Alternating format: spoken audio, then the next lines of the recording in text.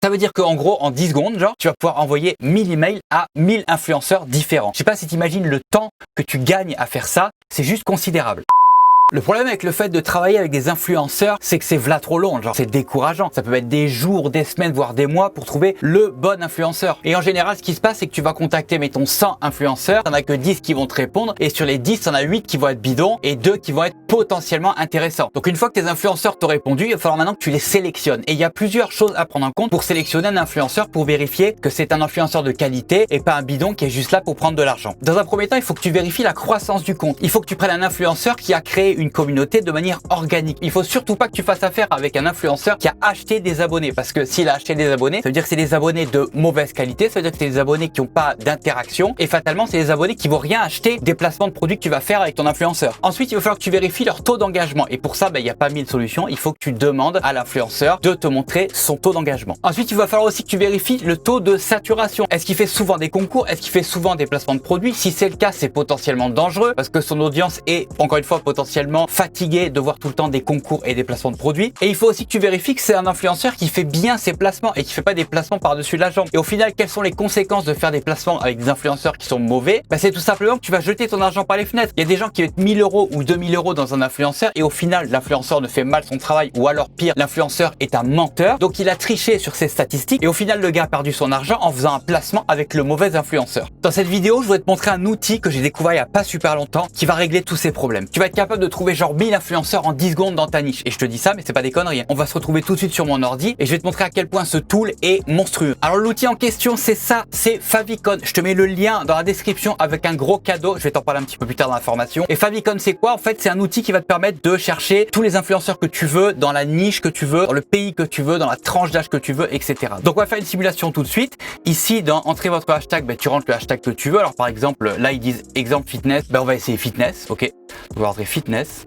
Et là, il te donne, regarde, toute la liste des influenceurs avec le hashtag fitness. Alors là, on n'a rien affiné du tout. C'est juste toute la liste que lui, il a trouvé. Il nous a trouvé 384 000 profils. Et regarde la puissance du truc. C'est que déjà au départ, ici, il t'attribue, entre guillemets, une note à l'influenceur. Une note qui est basée sur plein de choses. Donc ça, je vais t'en parler encore plus tard. Et ça te permet en fait déjà dès le départ de savoir si tu vas cliquer ici sur cet influenceur pour aller voir sa page et en savoir plus, ou si tu veux tout simplement pas t'y intéresser et passer à autre chose. Donc ça, c'est la première chose que je voulais te montrer. Et la deuxième chose que je voulais te montrer, c'est ça. Ici sur la gauche, tu peux affiner ta recherche. Tu peux affiner ta recherche de la manière que tu veux. Alors par exemple, ici, on peut mettre par pays.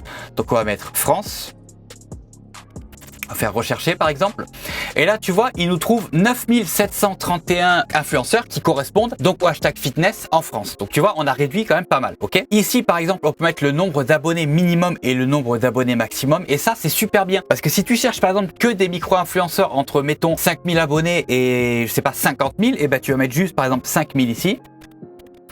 Et 50 000. Tu fais chercher. Et là, il va encore affiner, tu vois, 4485 influenceurs. Donc, on a 4400 influenceurs qui sont entre 5000 abonnés et 50 000 abonnés. Maintenant, ce qu'on va faire, c'est qu'on va rentrer sur n'importe laquelle des pages et on va regarder qu'est-ce que ça nous dit. Regarde, ici, là, il y a un bouton qui s'appelle « Analyser l'audience ». Donc, on va déjà cliquer là-dessus et après, on va se concentrer sur tout ce qu'on a au milieu, à droite et puis ce qu'on a en bas aussi. On a beaucoup de choses. Favicon, c'est super complet. Donc, on va faire « Analyser l'audience ». Et donc là, en fait, des fois c'est un peu long, hein, mais il nous fait le travail que tu devrais faire si tu devais contacter l'influenceur et lui demander finalement des statistiques sur son audience. Pendant qu'il cherche, là, on va regarder un petit peu ce qu'on a ici au milieu, à droite, etc. Et on a tout un tas de renseignements. Donc là, il nous dit que cet influenceur-là a 1400 publications, il a 21 000 abonnés, 700 abonnements. 21 000 abonnés pour 700 abonnements, c'est quand même déjà en partant un influenceur entre guillemets de qualité, parce que c'est pas un influenceur qui a explosé son compte, pardon, à force de follow, unfollow. Ici, sur le côté à droite, il te donne la note qu'on a vu au début, enfin un petit peu plus tôt, donc la note que Favicon attribue à cet influenceur en fonction des statistiques qu'on a un petit peu plus bas. Et il te donne tout un tas d'informations. Donc par exemple ici, cet influenceur a une communauté très engagée, etc.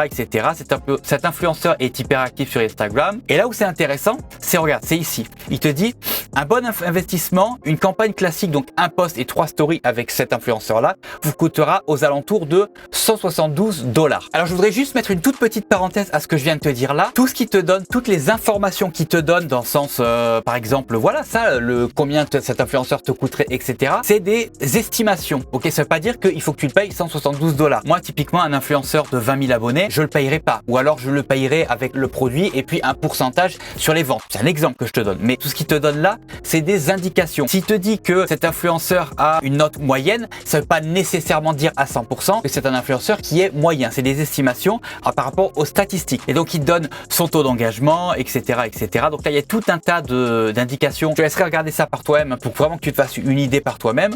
Il te donne le pays, la ville où il y a le plus de visiteurs, etc. Maintenant, c'est bon, ça a fini de charger. Donc, on va regarder la partie gauche. Et là, il te donne la partie finalement statistique d'audience, à savoir le pays, encore une fois, comme on vient de dire, la langue donc des personnes qui suivent cet influenceur.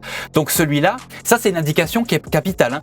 La langue, 60% des gens qui suivent cet influenceur parlent anglais. Ça veut dire que si tu veux faire un placement de produit en français avec cet influenceur-là, potentiellement tu vas te planter parce que 60%, plus de la moitié des gens qui suivent cet influenceur-là parlent anglais. Ça c'est le genre d'information qui a l'air de rien, mais si tu n'avais pas eu cette information-là, tu te serais potentiellement planté et tu aurais perdu ton argent. Ici c'est pareil, il te donne les répartitions par tranche d'âge. Donc si par exemple ton influenceur ici, il avait mettons 50% de gens qui avaient, je sais pas moi, entre 13 et 17, tu fais pas de placement avec un influenceur qui a entre 13 et 17. C'est des enfants entre guillemets, ils ont pas d'argent à cet âge-là. Donc ça sert à rien de faire un placement avec un influenceur qui a que des mineurs ou majoritairement des mineurs dans son audience. Et ici c'est super intéressant parce que comme on peut voir, 40% de son audience sont des 25 à 34 ans et 28% de son audience sont des 35 à 44 ans. Donc ça c'est des acheteurs potentiels. Des gens qui ont entre 25 et 44 ans, c'est vraiment des acheteurs potentiels. Donc cet influenceur-là est super intéressant. Ici, il va te faire une suggestion des influenceurs dans ce genre-là qui pourraient potentiellement t'intéresser. Donc ça, c'est génial. Ici, il te donne la courbe des abonnements finalement. Ok, donc tu peux voir si la courbe est normale, si tu veux, si elle paraît organique ou si elle paraît bidonnée. Si elle paraissait bidonnée, par exemple, bah, tu verrais la courbe qui fait ça, par exemple, et d'un coup qui ferait des gros pics comme ça. Ça veut dire que ton influenceur, il a payé pour avoir beaucoup d'abonnés d'un coup. Et là, par exemple, tu prends sa courbe à lui, elle a l'air relativement... Bon, c'est une courbe qui va entre 15 000 et 20 000, mais en tout cas, ça donne quand même des indications. C'est une courbe qui est relativement naturelle. Un dernier truc que je voulais te montrer sur cette page-là, c'est ici, tu peux faire... Là, tu as un truc qui a marqué « Essayer de matcher ». En fait, ça te permet tout simplement de savoir si cet influenceur match. En fait, il faut que toi, tu aies un compte Instagram et ça te permet en fait de savoir si ton audience à toi match avec l'audience de cet influenceur-là. Et ça, c'est génial. Je peux malheureusement pas te le montrer puisque j'ai pas de compte qui est lié, mais voilà, c'est super intéressant. On va revenir à l'écran principal et puis on va remettre fitness et je voudrais te montrer un autre truc qui est génial et qui va finalement te permettre de gagner un temps considérable parce que c'est avec ça que j'ai commencé la vidéo. Je disais que le problème pour moi qui est super décourageant, c'est que trouver des influenceurs, c'est hyper long. Donc là, ce qu'on va faire, regarde, on va aller en haut, on va aller à liste. On va aller supprimer celle-là, voilà. On va supprimer celle-là aussi et on va créer une nouvelle liste, ok? Donc ici, on fait créer une liste, on va l'appeler par exemple fitness. Voilà, donc là, on a une liste qui s'appelle fitness. Maintenant, on va retourner faire une recherche et tu vas voir ce que je vais faire.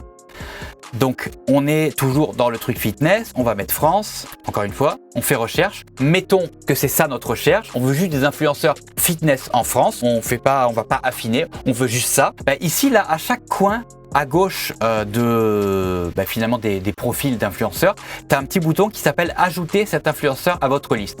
Donc, mettons, tu veux ajouter celui-là. On fait enregistrer, donc on l'a ajouté à fitness. Mettons celui-là, on veut l'enregistrer à fitness aussi. Hop, on clique là. Hop, enregistrer. Celle-là, on veut aussi, hop, l'ajouter à fitness. Ok. Dans notre liste en haut, on a déjà nos deux influenceurs qu'on vient d'ajouter. Ça, c'est super intéressant si tu veux vraiment trier dès le départ tes influenceurs et te faire une liste avec que des influenceurs que tu auras choisi toi. Maintenant, je vais te montrer un autre truc. Donc là, ce qu'on va faire, on va aller ici, on va aller à sélectionner. On va faire tous. Et là, tu vois, il t'en a sélectionné 50 parce qu'il peut les sélectionner que 50 par 50. Mais il t'a mis 50 influenceurs là qui sont présélectionnés. On clique sur Add to List. On clique sur Add ici. Hop. Et maintenant, quand on va sur notre liste ici, on a 50 influenceurs dans notre liste. Et c'est pas fini. Laisse-moi te montrer maintenant quel intérêt tu as à faire ça. C'est que quand on clique sur notre liste ici, voilà, on a ça ici. Exporter au format CSV. Ça te permet d'exporter donc toute ta liste d'influenceurs sur un fichier Excel. Donc on va le faire ensemble et on va regarder ce que ça fait. Donc on fait ça, donc exporter au format CSV. Donc là tu vois en bas ici, il me l'a exporté, je vais cliquer dessus. Et là, voilà ce qu'il m'a sorti. Il m'a sorti toute la liste de mes 50 influenceurs au format Excel. Et à quoi ça te sert ça? Ça te sert tout simplement à pouvoir envoyer à tes 50 influenceurs qui sont dans ta liste un email en même temps. Donc en fait, ce que tu fais, c'est que tu vas sur ton, par exemple, si tu utilises G Suite par exemple, et tu importes ta liste de 50 influenceurs ou plus, hein, c'est autant que tu veux. Là, j'en ai fait 50, mais tu peux en faire 1000 si tu veux, tu vois. Donc tu importes ta liste dans G Suite, donc il va te créer une nouvelle liste et tu vas envoyer un email personnalisé avec le prénom de la personne à toute ta liste en une seule fois. Ça veut dire qu'en gros, en 10 secondes, genre, tu vas pouvoir envoyer 1000 emails à 1000 influenceurs différents. Je sais pas si tu imagines le temps que tu gagnes à faire ça, c'est juste considérable. Donc voilà, j'ai quasiment fini ce que je voulais te dire au sujet de Favicon. Dernière chose, et c'est ce que je te disais au début de la vidéo, j'ai un gros cadeau pour toi. C'est un coupon de réduction de 20% sur Favicon. Et je vais te montrer tout de suite comment ça fonctionne. On va aller ici à passer en mode pro. Au départ, tu as une version gratuite comme ça que tu peux utiliser, mais tu vas être vite limité malheureusement. Et là, c'est dans ton intérêt finalement de passer sur une version payante. Alors regarde bien ça. Ce que je voulais te dire, c'est que de base, Favicon, tu prends le Favicon Starter par exemple, il est à 49 € par mois. Mais j'ai un code promo pour toi. Et le code promo, je vais te le mettre aussi dans la description. Là, je te le donne là, mais je vais te le mettre aussi dans la description. C'est Samouraï 20. Et que si tu rentres, ici, tu fais utiliser coupon. Voilà, hop. Et si tu rentres le code coupon Samouraï 20, ça veut dire que tu auras 20% de réduction sur ton abonnement mensuel à vie. C'est pas juste le premier mois, hein, c'est tout le temps. Donc si tu le gardes par exemple un mois, ben, tu vas payer 39 € au lieu de 49. Mais si tu le gardes pendant 4 ans par exemple ton abonnement sur Favicon, ben, tu vas toujours payer 39 € par mois au lieu de 49 €. Donc le code promo c'est Samouraï 20. Je te mets le lien vers Favicon. Il faut absolument que tu passes par mon lien qui est en dessous et que tu utilises le code Samouraï 20 pour pouvoir avoir tes 20% de réduction, qui représente en fait 10 € de réduction sur ton abonnement mensuel. Voilà frérot, je te remercie d'avoir regardé cette vidéo jusqu'à la fin. J'espère vraiment que comme moi, tu as trouvé que Favicon c'était complètement fou. Moi j'ai découvert ça, j'étais comme un ouf. Hein. En fait, ça répond à toute ma problématique à moi. C'est le temps que ça prend, la qualité de l'audience, etc. Pour moi, Favicon, il règle tous ces problèmes-là. Donc je t'invite à regarder ça par toi-même. Le lien est dans la description. Le coupon de réduction est également dans la description. C'est le premier truc que tu verras. Je te laisse là, je me tais et puis on se voit dans la prochaine vidéo. Tchuss!